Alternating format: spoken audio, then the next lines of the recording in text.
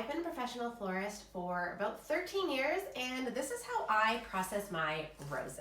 So the first thing that I do is I fill an old jar with some warm water. This is that right now they are looking super tight and we want them to open. These are not flowers that are just going to sit around our house and we want to keep them for 2 weeks or more. We want these roses to be at the best part of their lifespan on your wedding day. So we want to make sure that we're going to allow them to open and essentially bloom and crown the way that you would best want them to look at their highest point on your wedding day. That means that we want to use warm water to help them open, as well as something that hydrates that water. So right here, I have some Quick Dip. You can also use Floral. Quick Dip works faster. You dip it in for a few seconds and then you move it to your bucket. Floral, you would want to use a bucket that you would put it in, allow them to sit at room temperature for about half an hour, and then you can put it into your bucket that doesn't have any hydrophor, just your clean water.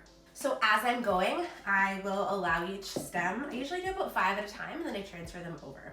So this is the way that I process roses, and it doesn't mean that it's necessarily the right way. After 13 years, this is how I found the easiest and fastest way to do it. I very carefully go through the stems, and I just pick them off with my hands, making sure to not get any thorns. I have had many thorns in my fingers over the years. Now we're gonna take a look and see if there's any thorns on this stem. There's a few big ones. I also just typically pick these off with my hands and throw them in the garbage. Today I'm just throwing them on the table with me, but I typically have a garbage bag next to me where I throw the stems and leftover thorns and that sort of thing.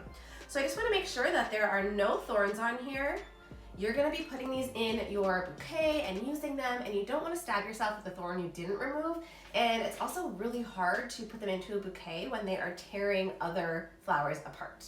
Then with very clean shears, you wanna make sure you wipe these down with like a Clorox wipe or some bleach and water. We are going to cut a nice angled stem.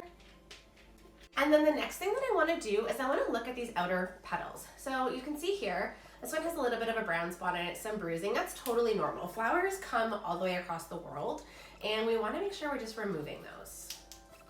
So just very gently pulling them off and then popping it into your Quick Dip.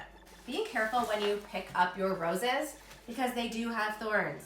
And then just very quickly pull. Make sure that you are gentle because we don't want to be tearing at the actual stem. If, for example, you take a leaf off and it pulls some of the actual stem apart, that could introduce a bacteria. Like a cut on your own skin, a cut on a floral stem can introduce bacteria into the flower and your flowers won't last as long.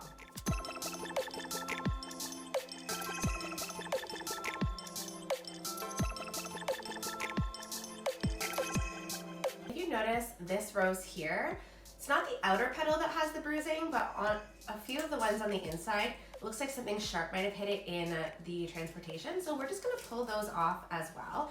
Any bruising will actually continue to bruise the petals underneath.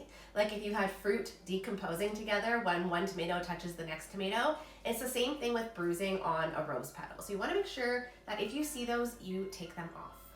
So I have about 4 here. This is a bit of a smaller jar, so I'm just gonna pop them into my clean bucket with clean, fresh water.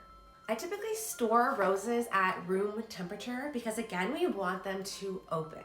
We want to store more delicate flowers in a cold space, and things that we want to open, like roses, even peonies when they come in super tight, we wanna make sure they open. So room temperature, if not even somewhere warm, if you have something like a peony where you want it to open fast. So I want to consider the time span that you have before your event. So if you have a week to let them open, you could leave them in a cool to room temperature space. If you have a couple of days, you might want to move them into a warmer room where you don't have to worry about them taking too long to open.